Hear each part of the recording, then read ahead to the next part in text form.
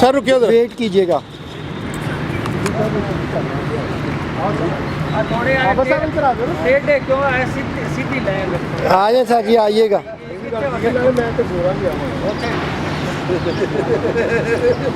इधर से please sir, इधर से। Welcome sir. वेलकम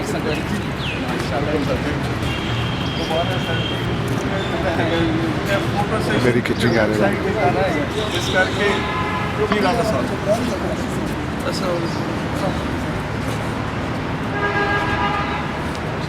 आज मिलता सर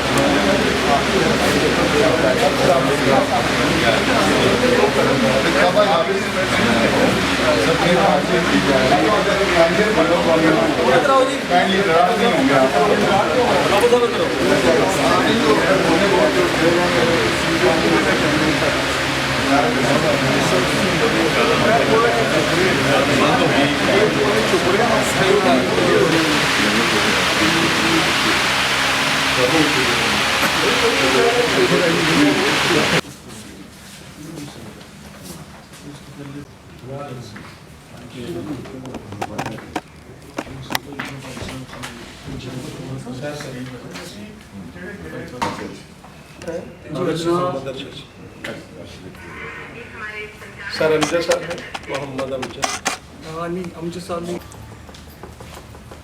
ये सिस्टम कब शुरू हुआ? ये चीज़ कोई अच्छा नहीं लगता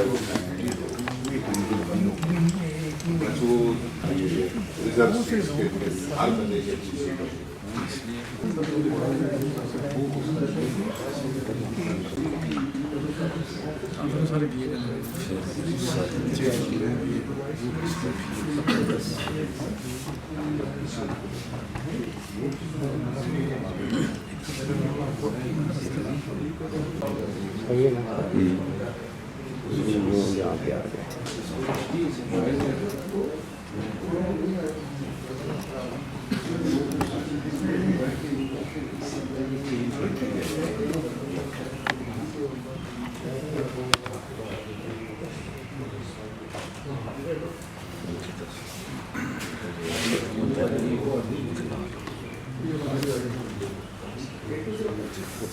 तो वो बार बार हम रिपीट करेंगे तो उससे परेशान ना हो। सर्टिफिकेट हाथ में लेके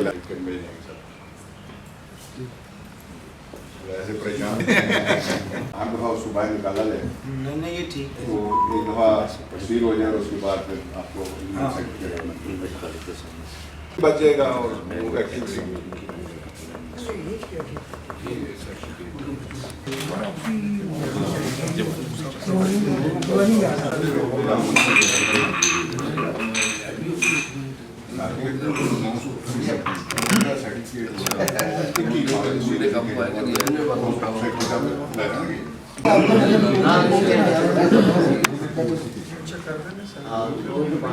सर मंजूर साहब वास्ते तालियां बहुत अच्छा अहमद साहब वास्ते अल्लाह पाक वेलकम ਸਾਡੇ ਖਿਲਾਫ ਤੇ ਮੁਹਿੰਮ ਚਲਾਈ ਹੈ ਕਿ ਤਾਂ ਤੁਸੀਂ ਐਡੀ ਮੁਹੱਬਤ ਮੁੱਦਾ ਬਾਦ ਜਿਹੜਾ ਦੇਖਿਆ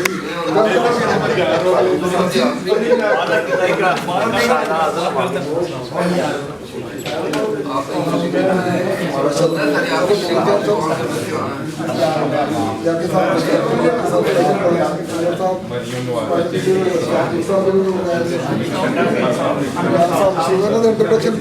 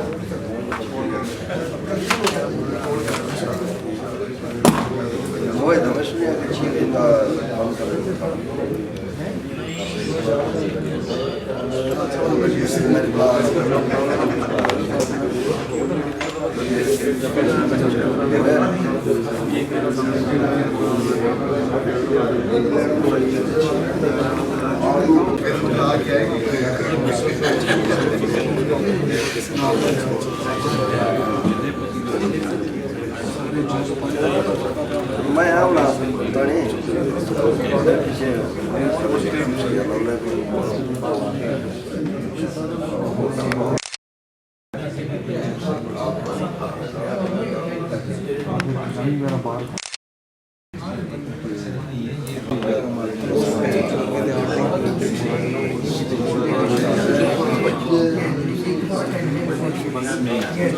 एक तो चेहरा स्माइलिंग फेस साथ हम बेगम जो भी कह रही वो बुला के इधर आए स्माइलिंग फेस के साथ हो। और अगर आपको शक है या शरीफ साहब आपको हाँ जी कि तस्वीर सही नहीं बनी राइट या शक भी है तो 2-3 टक टक उसको उधर ही खींच लें अच्छे तरीके से। और जो लोग स्टेज पे आएंगे जाहिर है हमारा एक नज़रिया है, हमने बहुत सारी बातें करनी होती है, हमारे जहन में 100 बातचीत होती है। तो मैं कोशिश करूँगा as per available of time मैं आपको अनाउंस कर दिया करूँ कि 2 मिनट के लिए सर या मैं कान में हल्का सा कह दूँगा। तो फिर आपने कोशिश करनी क्योंकि हमारी ये जो बुकिंग है उसके लिए सारे लोग संडे में आए हुए हैं तो हमारी लिमिटेशन है कि हमने with in that given time हमने इसको कंप्लीट भी करना है। तो जो लोग इधर आए वो अपना घड़ी या अगर कोई इशारा करे आपको आपकी हेल्प के लिए वो देखें। इसके अलावा हम जब बाहर जाएंगे तस्वीर 4 तरह से हम तस्वीरें बनाएंगे। एक ग्रुप फोटो उनका होगा जो हमारे फाउंडर मेंबर्स हैं उनका अलहदा से होगा। जो गोल्डन मेंबर है जो हमारा फाइनेंस सपोर्ट कर रहे हैं यानी गोल्डन मेंबर्स उनका अलहदा से होगा। Group photo as a whole अलहदा से होगा। और जो ऑफिस बेरर है उनको आइडिया है कौन कौन लोग हैं हम सबको भी पता है उनका एक अलहदा से होगा। तो बाहर जब हम जाएंगे वो ये हमारा पैटर्न होगा। इसके अलावा इंडिविजुअल कोई भी चाहे दोस्त है 2 देर से मिले हैं हम किसी के साथ मोहब्बत प्यार में बनाना चाहते हैं आपका कोई फॉलो है तो आप उनको अलहदा से बना सकते हैं। लेकिन ये तस्वीरें जब बन जाएंगी चारों उसके बाद फिर आप जैसे मर्जी जितनी मर्जी बनवाएं ये हमारे मोहब्बत वाले लोग हैं थकेंगे नहीं। और बाहर हमें टाइम का इशू है अच्छी जगह है आप तरीके से आप लोग बना सकते हैं। लेकिन जो भी तस्वीर बनाएं जो भी तो उसकी तरतीब ज़रूर बना लें खुद ही यानी हम भी हेल्प करेंगे आपको आपके इंडिविजुअल लेवल पे जो भी बने इस तरह से बने कि जब तस्वीर आए तो वो नज़र आए हमें क्योंकि हमने फिर उसको परमानेंटली उसमें रिकॉर्ड में रखा। तो ये आगे सर 1-2 दोस्त हैं फैसलाबाद से आ रहे हैं उनकी ऑनर में 2 मिनट हम रुकना चाह रहे हैं उसके बाद फिर तो हम फॉर्मल तरीके से स्टार्ट करते हैं।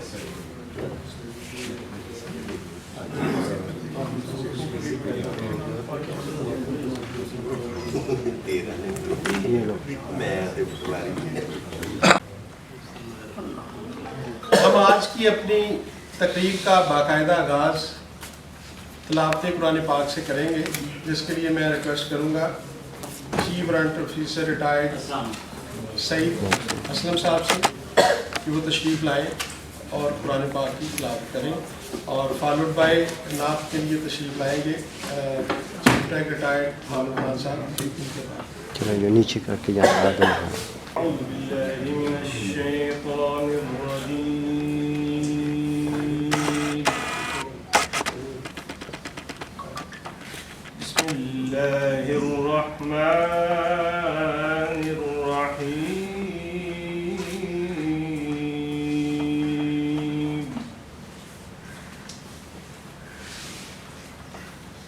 खलक़ल इंसान मिन सलसालिन कल-फ़ख़्ख़ार व खलक़ल जान्न मिन मारिजिन मिन नार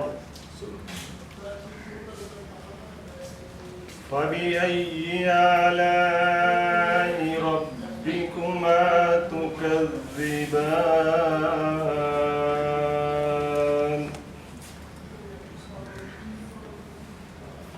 रब्बुल मशरिक़ैनि व रब्बुल मग़रिबैनि फ़बिअय्यि आलाइ रब्बिकुमा तुकज़्ज़िबान।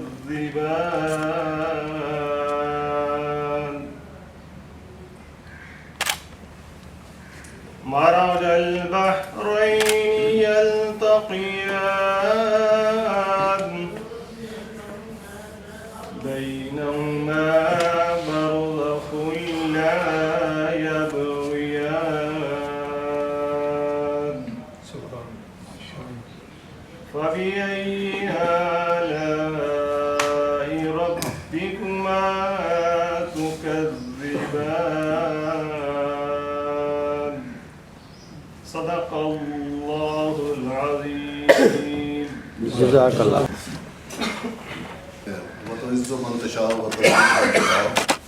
अभी 4 रोज़ पहले तक मैं मदीना मुनव्वरा में था, अल्लाह पाक ने उम्र की सादत अता फरमाई, तो वही खुशबू में साथ लिए फिर रहा हूँ अभी तक। तो नात रसूल मकबूल पेश करना चाहता हूँ इस अच्छी महफिल में। दुरूद शरीफ पढ़ लें प्लीज़। सल्लल्लाहु अलैहि या रसूलल्लाह व अलैहि वसल्लम। खुसरवी अच्छी लगे ना सरवरी अच्छी लगी, खुसरवी अच्छी लगी ना सरवरी अच्छी लगी। हम फकीरों को मदीने की गली अच्छी लगी, खुसरवी अच्छी लगी ना सरवरी अच्छी लगी। दूर थे तो जिंदगी बेरंग थी बेकैफ थी, दूर थे तो जिंदगी बेरंग थी बेकैफ थी। उनके कूचे में गए तो, उनके कूचे में गए तो जिंदगी अच्छी लगी, खुसरवी अच्छी लगी ना सरवरी अच्छी लगी। हम न जाएंगे कहीं भी दर नबी का छोड़कर, हम न जाएंगे कहीं भी दर नबी का छोड़कर। हमको कुए मुस्तफ़ा की चाकरी अच्छी लगी, खुसरवी अच्छी लगी ना सरवरी अच्छी लगी। नाज कर तू ए हलीमा सरवरे कौनैन पर, नाज कर तू ए हलीमा सरवरे कौनैन पर। घर लगी अच्छी तो तेरी झोंपड़ी अच्छी लगी, खुसरवी अच्छी लगी ना सरवरी अच्छी लगी। रख दिया सरकार के कदमों पे सुल्तानों ने सर, रख दिया सरकार के कदमों पे सुल्तानों ने सर। सब्ज गुंबद की हमें तो रोशनी अच्छी लगी, खुसरवी अच्छी लगी ना सरवरी अच्छी लगी। आज महफिल में न्याज़ी नात जो मैंने पढ़ी, आज महफिल में न्याज़ी नात जो मैंने पढ़ी, आशिकाने मुस्तफ़ा को वो बड़ी अच्छी लगी। खुसरवी अच्छी लगी ना सरवरी अच्छी लगी। हम फकीरों को मदीने की गली अच्छी लगी। खुसरवी अच्छी लगी ना सरवरी अच्छी लगी। जज़ाकल्लाह माशाल्लाह। बिस्मिल्लाहिर्रहमानिर्रहीम। 52nd मंथली मीटिंग ऑफ अरबा वेलफेयर फाउंडेशन की आज की इस नहायत अहम मौका पर मैं सबसे पहले दिल की था गहराइयों से खुश आमदीद कहना चाहता हूँ प्रेसिडेंट अरबा वेलफेयर फाउंडेशन मिर्ज़ा असदुल्ला सईद साहब को, जनरल सेक्रेटरी पाकिस्तान राना ज़हीर अख्तर साहब को, जनरल सेक्रेटरी पंजाब चौधरी सुल्तान अली साहब को, इंफॉर्मेशन सेक्रेटरी सर फ़ारूक साहब को और वाइस प्रेसिडेंट चौधरी मंजूर साहब को। इसके बाद प्रोग्राम का आगाज़ करने से पहले मैं थोड़ी सी तरतीब आप सबके गोशगुजार करूँ कि थोड़ी देर के बाद हम फाउंडर मेंबर जो हमारे हैं उनके लिए एक मोहब्बत का इजहार किया है शेप ऑफ सर्टिफिकेट्स।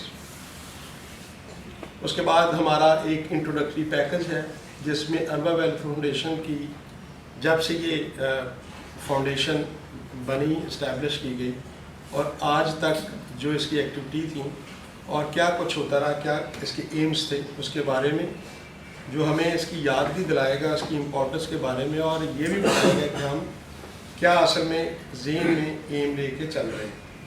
और इसके बाद कुछ स्पीचेस होंगी और फिर गोल्डन मेंबर जो है जो हमारा फाइनेंस को लुक आफ्टर करते हैं या हमें सपोर्ट करते हैं, जो जिनकी वजह से अरबा वेलफेयर फाउंडेशन को चलने में, ऑर्गेनाइज करने में, अपने ऑपरेशंस करने में आसानी होती है, उनके लिए भी एक एप्रिसिएशन सर्टिफिकेट्स का एक प्लान किया गया और तैयार किया गया।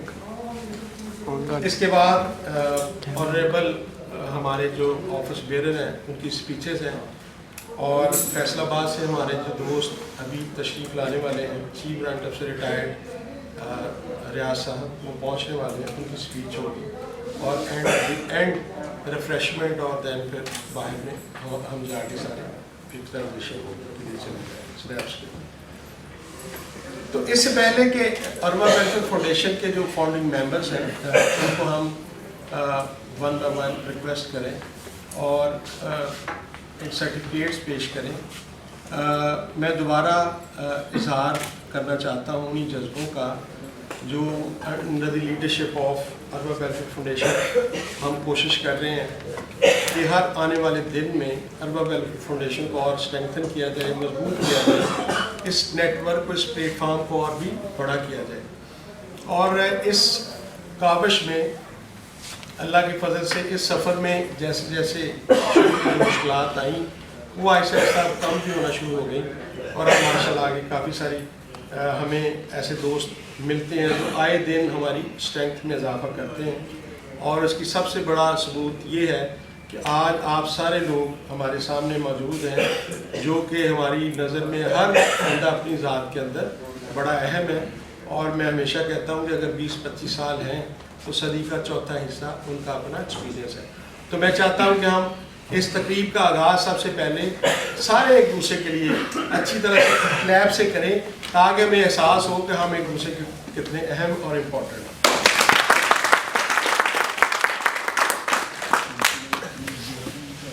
अभी मैं रिक्वेस्ट करूँगा ऑनर करने के लिए मिर्ज़ा असदुल्ला सईद साहब और जनरल सेक्रेटरी पाकिस्तान राना ज़हीर अख्तर साहब से कि वो तशरीफ़ लाएँ ताकि हम वन बाय वन अपने फाउंडिंग मेंबर्स को बुलाएं और उनको उनकी जो खिदमात हैं, जो उन्होंने फाउंडेशन ये अपना रोल प्ले किया ताकि उनको याद दिलाई जाए कि वो हमारे लिए कितने अहम थे। सबसे पहले मैं अनाउंस करूँगा, सर प्लीज़ तशरीफ लाएं राइट पे। इधर दो minute.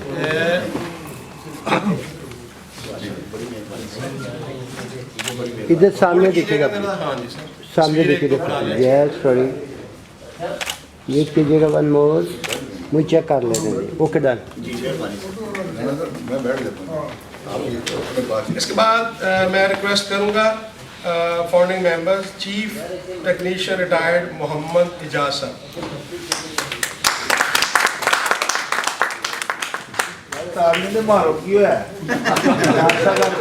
Please in camera. Yes one more. इसके बाद अगर ताली में जिस Thank you. हमारे दोस्त की कमी नजर आई तो मैं उनको स्टेज पे कुछ कहने के लिए बुला लूंगा। अगर मैं रिक्वेस्ट करूंगा चीफ टेक्नीशियन मोहम्मद सदीक चौहान साहब।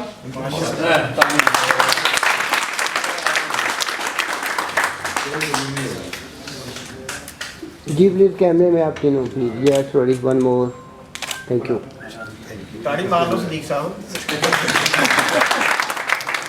अभी मैं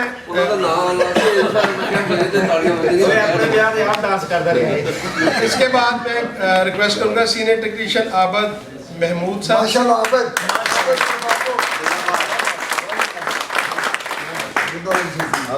हाँ जी in camera please. Yes one more, thank you.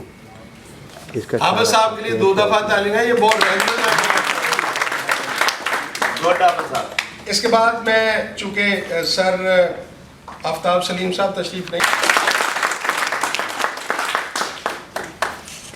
Ji please कैमरे में। Yes sorry wait one more, yeah thank you.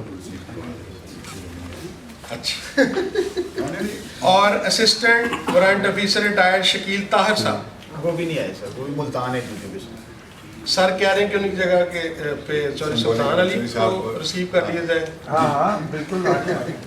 Lahore दे उनकी जगह भी बता दो ना सबको, ये ना हो कि थैंक यू सर। जी अरवा शकील साहब। यस जी वन मोर, थैंक यू। और सर मैं प्रेसिडेंट जो कि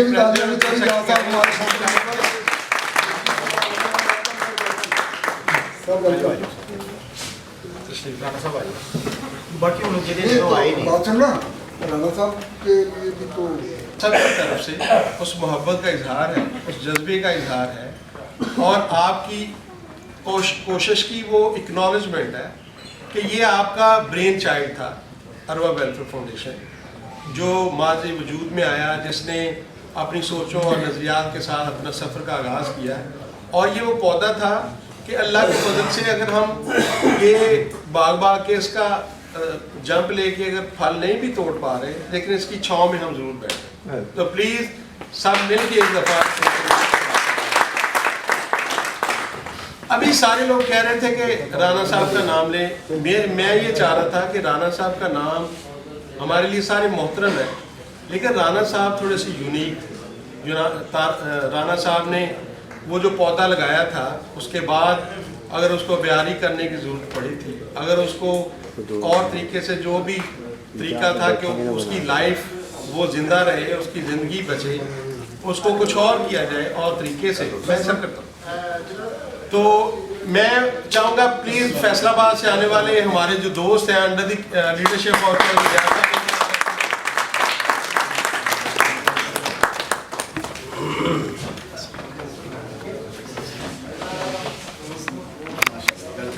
रियाज साहब,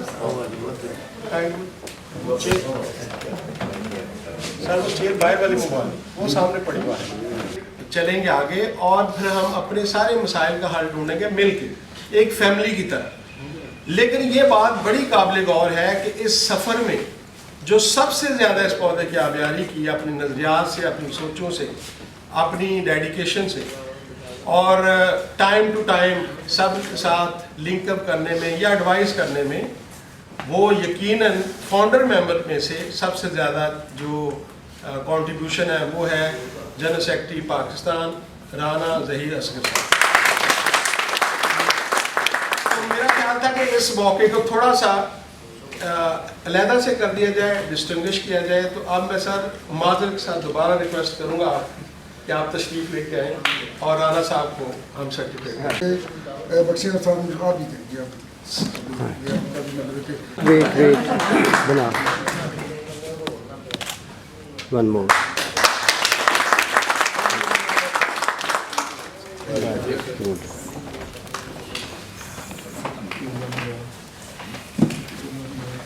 फाउंडर मेंबर्स ने अपना रोल प्ले किया। राना ज़हीर साहब तब तक कनेक्टेड हैं और दिन रात अरवा केफल ने पूले में अपना रोल प्ले करते हैं। लेकिन अगर मैं आंखें बंद करके आप सबसे पूछे ना कि वो कौन सा शख्स है या कौन सी शख्सियत है जिनके बारे में आप ख्याल करते हैं कि अगर वो ना हो तो अरवा ज़मीन बोस हो जाए, तो मेरा ख्याल आप मुझे पूछने की ज़रूरत नहीं। लेकिन मैं चाहूँगा कि उनके लिए क्लैपिंग भी हो और इतनी हो कि तब उनके दिल तक ये मैसेज आए कि हम आपको मतलब we can say we love you sir. Sultan Ali sir.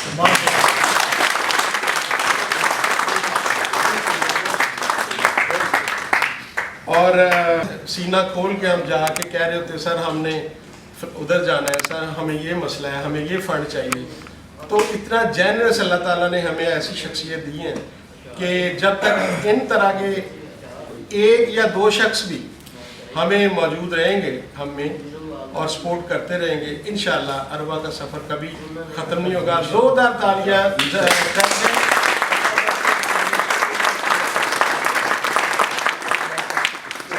एक बात, ये शायद इस चीज़ का किसी को इल्म नहीं है, बताने नहीं देते, लेकिन मैं बताना चाहता हूँ। कुदरती मतलब राना साहब भी मौजूद हैं और बाकी साथी तो पाकिस्तानी हैं। तो मेरे हाथों से जो लोगों को यानी दिया गया है या जो खर्च किया गया है प्रेसिडेंट की तरफ से, वो मोर देन 7 लाख है। तो मुझे सख्ती से कहा जाता है कि आपने किसी को बताना नहीं है, क्योंकि मतलब कि अभी मैं जो फॉल खेल रहा हूँ आप सबके सर पे, मुझे कुछ कह नहीं सकते। Thank you. सर मैंने गाला पेड़ियां ने प्रेसिडेंट की तरफों बाद लेकिन खैर ਜਿਹੜਾ ਬੰਦਾ 7 ਲੱਖ ਦਾ ਫੋਨ ਇਸਤੇਮਾਲ ਕਰ ਸਕਦਾ ਹੈ, ਅਗਰ ਉਹ 14 ਲੱਖ ਜਾਂ 21 ਲੱਖ ਡੋਨੇਸ਼ਨ ਕਰੇ ਤਾਂ ਕੀ ਫਰਕ ਪੈਂਦਾ ਹੈ। अच्छा ये तो बड़ी खास कर नवाजी की है, ये इस मर्सिडीज कार है ਇਹਦੇ ਕੋਲ ਸਾਰੀਆਂ ਚੀਜ਼ਾਂ ਹਨ, ਇਸ ਵਾਸਤੇ ਇਹਦੀ ਡੋਨੇਸ਼ਨ ਨੂੰ ਹੈ ਜਿਹੜਾ ਹੈ ਨਾ ਹਾਈਲਾਈਟ ਕਰਨ ਦੀ ਜ਼ਰੂਰਤ है। इस डिबेट को ना मैं रिक्वेस्ट करूंगा आपसे, इस डिबेट को थोड़ा सा होल्ड करते हैं, हम प्रोग्राम को आगे लेके चलते हैं। ये 7 लाख का लफ्ज़ जो है ना, ये जब आप एज ए होल करते हैं तो इट्स वेरी इजी, लेकिन for somebody who is individual और उसने अपनी जेब से किसी को डोनेट किया और ये साथ में कहा और बताए ना, तो मेरा ख्याल है कि हमारे लिए प्राइड एंड प्राउड। अब एक हमने पैकेज तैयार किया है आप सबके लिए, आपको अपनी यादों में वापस लेके जाना चाहते हैं, जो आप सबकी कंट्रीब्यूशन है, आपका साथ है कि हम अरवा वाले कहाँ पे हम सारे खड़े हैं। हम सारे एक ख़ानदान हैं और ये हमारे ख़ानदान की स्टोरी है, जो हमारे इंफॉर्मेशन सेक्रेटरी जो कि इतना खूबसूरत इजाफा है कि मैं समझता हूँ कि हमारा अगर जो फेस है ना वो वही है। और उनके लिए इससे पहले कि उनकी मोहब्बत का जो इजहार उन्होंने किया अपने थ्रू ये इंट्रोडक्टरी पैकेज, मैं कहता हूँ मतलब तालियाँ ज़रूर हम लगाएं और बताएं अपने मोहब्बत का जो एक पैकेज जिन्होंने तैयार किया चीफ टेक रिटायर्ड फारूक साहब के लिए, कि उनका आना हमारे लिए कितना अहम है। मैं असल में चूँकि उनका रैंक बोलता हूँ, मुझे इशारा करते कि चीफ ब्रांच अफसर ने चीफ टैग कहे, तो मैं फिर थोड़ा मैं एक्सप्रेंटस करवाना ज़्यादा पसंद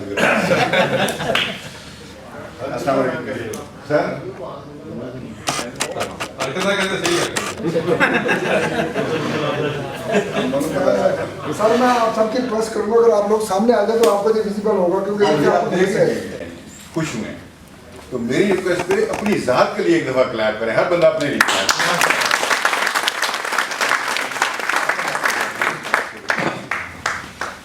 आपके सामने मैं एक प्रेजेंटेशन पेश करता हूं, लेकिन इसको देखने से पहले एक बात जो पंच लाइन है वो ज़हन में रखेंगे, याद रहेगी आपको।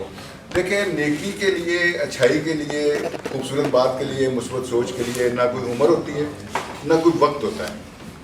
एक इंसान जिसकी उम्र 70 साल से ज़्यादा थी, वो एक गड़ा खोद रहा था और शायद कुछ बीज लगाना चाह रहा था। तो गड़ा खोदते हुए वो जो उसके पास टूल वगैरह थे, उस पानी देने के लिए सामान और सारा रख के वो काम कर रहा था। पुराने ज़माने की बात है, जब लोग फसीलों में रहते थे। बादशाह और उसकी सवारी पास से गुजरी तो उन्होंने पूछा, बाबा क्या कर रहे हो? उन्होंने कहा जी मैं खजूर का दरख्त लगाना चाहता हूँ। वो बड़े हैरान हुए, उम्र 75 साल है, खजूर का दरख्त लगाएगा, ये कब खाएगा इसको? तो उन्होंने कहा ये तुम क्या सोच रहे हो, कोई ऐसी चीज़ लगाते जो 3 महीने में निकल आती तो तुम उसको खा भी लेते, इस्तेमाल कर लेते। कहता जी मुझे समझ आ जाई है कि मैंने 75 साल रोज़े भी खोले, खजूरों से खाई भी, लोगों को भी बांटी, लेकिन ख़रीदी। तो मुझे ये अकल नहीं आई कि जितनी खजूरें मैंने खाई अगर सारों के बीज मैंने कहीं लगा दिए होते तो मेरी ज़िंदगी में ही वो बाग बन गए होते। आप इसके ऊपर इस बात को अपने ऊपर भी करके देखें कि आपने कितनी खजूरें खाई हैं, कितने फ्रूट खाए हैं, और अगर सारों के बीज आपने लगाए होते तो आपके कितने बड़े बाग होते।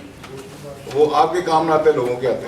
तो बादशाह इस बात से बड़ा खुश हुआ, उसने अपने खजांची से कहा इसको एक थैली अशरफियों की दे दो। उसने एक थैली उसे अशरफियों की दी। बादशाह जाने लगा तो बाबा जी खड़े हुए उसे कहते हैं कि जनाब आपने कहा था मैं इसका फल नहीं खाऊंगा, अगर मेरी नीयत ठीक हो, मेरा रास्ता ठीक हो, मेरी सोच ठीक हो, मेरा काम ठीक हो, तो फल तो ये आ गया। अभी ये बीज मैंने डाला है, मट्टी डाली है, तो मैं इसका फल खा रहा हूँ। ये 100 अशरफियाँ आपने मुझे सोने की दे दी हैं, तो एक खजूर तो सोने की 100 अशरफियाँ नहीं दे सकती। तो देखें मुझे कितना जल्दी इसने फ्रूट दे दिया। बादशाह को ये बात भी उसकी बड़ी पसंद आई। उसने खजांची से कहा एक थैली इसको और तब वो बाबा पानी लगा रहा था। तो सवारियाँ चलने लगी तो कहता जी आखिरी बात तो सुन लें। तो जी बताएं। बाबा कहता है देखो तुमने कोई ऐसी खजूर देखी है जो 1 साल में 2 दफ़ा फल देती हो? उसने कहा नहीं देखी। उन्होंने कोई ऐसी खजूर देखी है जिसका बीज अभी ज़मीन में डाला हो, पहला पानी दिया हो, फल देती है? कहता नहीं। कहता ये देखो ये वो पौधा है जो अभी नहीं निकला और इसने 5 मिनट में 2 दफ़ा फल दिया मुझे, और इतना दिया जो ये अगर बड़ा भी हो गया, इसके ऊपर फल भी लगा, तब भी इतना नहीं होगा। माशाल्लाह। तो मेरी ये बात आप याद रखेंगे। ये बाकी अरवा तो आपके साथ जुड़ी हुई है 10-12 सालों से। तो मैं चाहूँगा कि अगर आप अच्छी बात सोच लें सिर्फ और उसके लिए छोटा सा एफर्ट करें तो फल उसी वक्त मिल जाना चाहिए। तो इधर आते हैं जी। अरवा फाउंडेशन पाकिस्तान ना तो पॉलिटिकल है, ना कोई मजहबी है, ना किसी फ़र्का वरायत पे यकीन रखती है। ये सिर्फ वेलफेयर के लिए है, और वेलफेयर भी एक अपनी कम्युनिटी में। ये ब्रेन चाइल्ड था, सोच थी, तखय्युल था, आइडिया था मिस्टर राना ज़हीर असगर साहब का। ये ब्रेन चाइल्ड था। उनके साथ इन 2 बंदों ने बैठ के आपस में बात की जी। मंजूर हुसैन साहब इस वक्त तशरीफ फरमा आपके सामने, चूँकि लाइव मौजूद हैं तो आपको डिस्टर्बेंस नहीं होगी, ठीक है। और इस ऑर्गेनाइजेशन को 2014 में इन्होंने अपने बाकी साथियों से डिस्कस किया कि हम ये करना चाहते हैं, मिल के काम करेंगे और उसमें ये फ़ायदे होंगे। मैं वो उनके तरफ भी आऊँगा, लेकिन ये बात है 2014। मैं पहले अर्ज़ कर चुका हूँ कि इसके जो ऑब्जेक्टिव थे वो नॉन पॉलिटिकल और नॉन रिलीजियस बेस्ड थे। देन ये था कि हम address issue face by the retired airman in civil society on self help basis. हमारे जो दोस्त एक वेल ऑर्गेनाइज्ड, सेटल्ड, पढ़ी लिखी ऑर्गेनाइजेशन से और वेल एस्टीम्ड ऑर्गेनाइजेशन है पाकिस्तान में, पाकिस्तान एयरफोर्स, वहाँ से जब बाहर तशरीफ़ लाते हैं तो उन्हें सिविल सोसाइटी में एक गैप नज़र आता है। उस गैप को जो ऑलरेडी लोग मौजूद हैं मार्केट में, हमारा ये ख्याल था कि जो लोग पहले से बाहर मौजूद हैं उनके साथ मिल के उस गैप को थोड़ा कम कर सकेंगे ताकि उन्हें अपनी सिविल सोसाइटी की लाइफ में एडजस्ट करने में आसानी पैदा हो।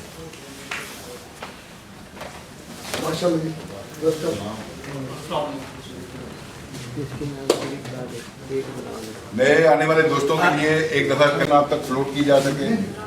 फिर हायर एजुकेशन में बच्चों के एडमिशन्स जो ऑलरेडी मार्केट में, हम एक महदूद सोसाइटी में रहते हैं जिसकी इन्फॉर्मेशन बड़ी लिमिटेड है, लेकिन जब वो सिविल सोसाइटी में आते हैं तो ये सारी इन्फॉर्मेशन उन तक चली जाए। फिर कैरियर काउंसलिंग है। मैं आपको अभी बता दूं, यहाँ एक दोस्त बैठे हुए हैं, उन्होंने मुझे चंद दिन पहले फ़ोन करके अपने दोस्त से बात करवाई कि ये इनके बच्चे ने मैट्रिक किया है, FSC किया है, तो उसके बाद बताएं क्या करना है।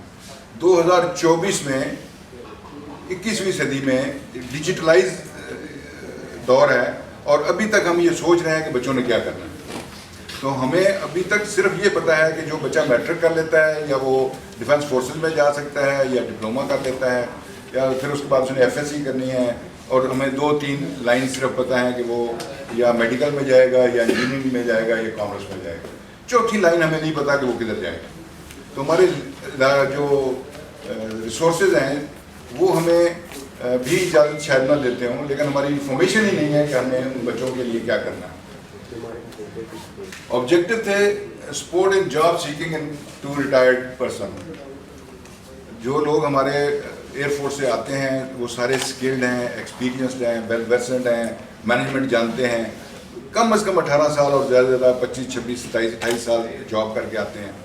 और उनके लिए प्राइवेट अभी भी हो सकता है हमारे साथ यहाँ दोस्त ऐसे मौजूद हों जो रिटायरमेंट के बाद जॉब देखते देखते अपनी एक उम्र का हद जो है वो क्रॉस कर चुके हैं। तो उसके लिए काम करना था इस ऑर्गेनाइजेशन ने। दैन सबसे अहम issue match making for the marriages of their wards. इसके लिए गुजारिश है, मैं खुद चूँकि अपनी कम्युनिटी से हम एक ही हैं, मेरा एक्सपीरियंस ये है कि हम मैक्सिमम जो है वो गांव से फोर्सेस में आते हैं, अपना वक्त गुजारते हैं और अपनी जो कमी एजुकेशन की हमने अपने अंदर देखी है दुनिया के साथ कंपेयर करके वो सारी कमी हम अपने बच्चों के ऊपर कोशिश करते हैं उनकी पूरी की जाए। हर तरीके से माँ बाप चाहते हैं कि जितना भी उनके पास वेल्थ है अल्लाह ताला ने उन्हें अता किया है वो सारे का सारा अपने बच्चों की एजुकेशन पे लगाया है। जब बच्चे एजुकेट हो जाते हैं पीछे मुड़ के गाँव को देखते हैं, अपने रिश्तेदारों को देखते हैं जो गाँव में रह गए हैं, तो एक बड़ा ज़हनी डिफरेंस हमें नज़र आता है। वो पढ़े लिखे बच्चे और गाँव के आप उनके मैच मेकिंग वहाँ नहीं कर सकते।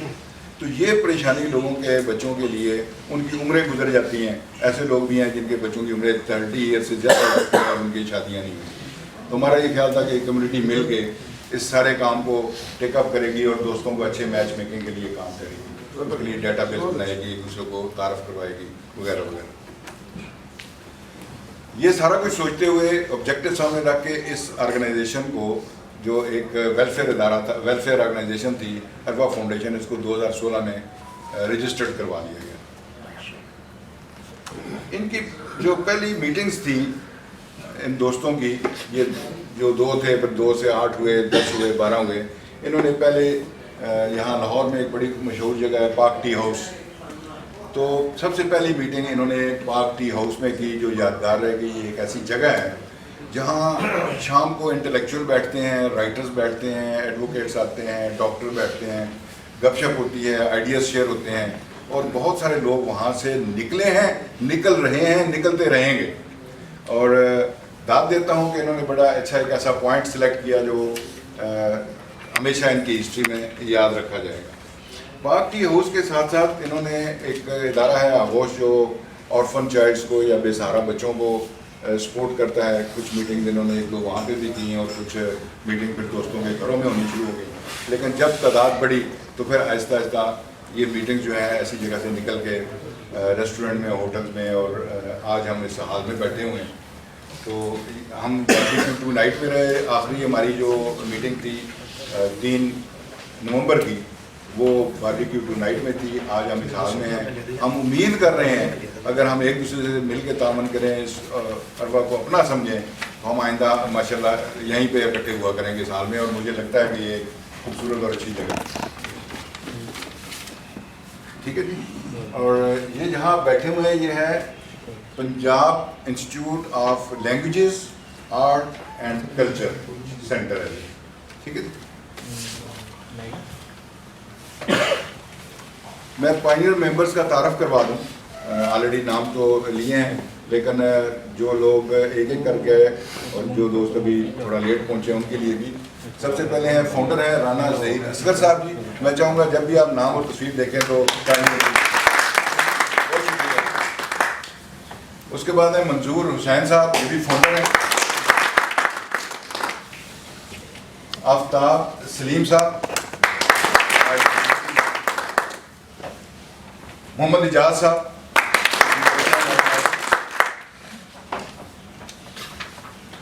शकील ताहिर साहब जी, दैन आबिद महमूद अरशद साहब। सर बड़े रेगुलर हमारी मीटिंग्स में आते हैं, बहुत शुक्रिया सर। अमजद साहब हैं और मोहम्मद अरशद साहब हमारे साथ भी रखते हैं। और आखिर में जनाब मोहम्मद सदीक चौहान साहब, बड़ा ज़बरदस्त पाकिस्तान कलर के साथ, ग्रीन कलर के साथ आज अवेलेबल है मेरे साथ। इस पूरी ऑर्गेनाइजेशन को, जो एक वेलफेयर ऑर्गेनाइजेशन है, इसका जो उसके ऑफिस बेरर हैं, मैं 1 बाय 1 उनका भी आपके सामने तारुफ करवा देता हूँ। जनाब मिर्ज़ा असदुल्ला सईद साहब आप मिल रहे हैं, प्रेसिडेंट हैं हमारे। देन मलक मुजम्मल हुसैन एडवोकेट, आज हमारे साथ वो स्टेट सेक्रेटरी का फ़राइज़ अंजाम दे रहे हैं। जनाब मंजूर हुसैन साहब फाउंडर भी हैं, सब कुछ ही है। ये 2 बंदे हमारे साथ हैं और बड़े हम खुशकिस्मत हैं कि फाउंडर भी आज भी हमारे साथ अवेलेबल हैं। चौधरी सुल्तान साहब सेक्रेटरी डिस्ट्रिक्ट लाहौर भी हैं जी। और मोहम्मद सर, अच्छा वहाँ पहुँच गए नहीं।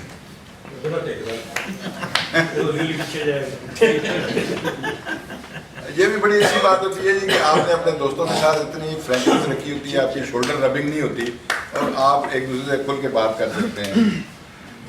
भाई साहब मोहम्मद फारूक, मेरे पास ये शोबा है जिसके लिए मैं काम कर रहा हूँ आपके सामने। इसके बाद हमने इस ऑर्गेनाइजेशन को देखा कि जैसे जैसे ये फैलती चली जा रही है माशाल्लाह, आपको पता है ग्रुप में जो लोग हैं या फेसबुक पे हैं, आप देख रहे हैं कि बहुत सारे मेंबर्स हमारे साथ मुख्तलिफ शहर हैं। तो ऑर्गेनाइजेशन के लॉज के मुताबिक हमने ये किया कि 20 या 20 से ज़्यादा मेंबर होते हैं तो वहाँ एक छोटा सा सेटअप बना दिया जाता है। तो जैसे फैसलाबाद और सरगोदा से एक सेक्रेटरी डिस्ट्रिक्ट होते हैं, उनके साथ एक फाइनेंस मेंबर हैं और उनके साथ एक कोऑर्डिनेटर है। ये इसका सेटअप है। दैन एजुकेशन सिस्टम, जो हमने पहली बात की थी कि हम क्या प्लान करते रहे और क्या कर रहे हैं, तो इसको लेके आगे भी चलेंगे। लेकिन एजुकेशन सिस्टम में अरवा एजुकेशन सिस्टम हमने इसका नाम दिया। इसका काम यह है जी to promote education culture within the community, the awareness and the career counselling of the board of the airman. तमाम ऐसे लोग जो एयरमैन रिटायर्ड हैं, उनके बच्चों के लिए एजुकेशन के ज़राए उन तक पहुँचाना, बताना और इस कल्चर को प्रमोट करना। Education to get scholarship which is facility from air headquarter और वेलफेयर डायरेक्टरेट से जो हमें स्कॉलरशिप या फंड्स मिलते हैं या जो फैसिलिटीज़ हैं, मसलन हमारे लिए जो कोटा मुकर्रर है मुख्तलिफ मेडिकल कॉलेजेस में या यूनिवर्सिटीज़ में, वो इन्फॉर्मेशन दरअसल हमारे तक फ्लोट नहीं होती। तो हम चाहेंगे कि, और कर भी रहे हैं, इससे पहले कर रहे थे लेकिन बीच में कुछ गैप रहा, तो इंशाल्लाह वो सारा मटीरियल है हम दोस्तों तक वो पहुँचाएँगे कि उनके बच्चों का या जो भी उनका हक बनता है, कोटा मौजूद है, वो उनको बताया जा सके। हायर एजुकेशन के लिए इंफॉर्मेशन गैदर की जाए और दोस्तों तक उसको शेयर किया जाए। और इसके साथ साथ पिछले तकरीबन 2 साल से अल्हम्दुलिल्लाह 4 बच्चों की जो फीसें हैं, फाइनेंशियल सपोर्ट है, वो अरवा फाउंडेशन अपने सेल्फ हेल्प बेसिस के ऊपर उन्हें मंजूर कर रही है।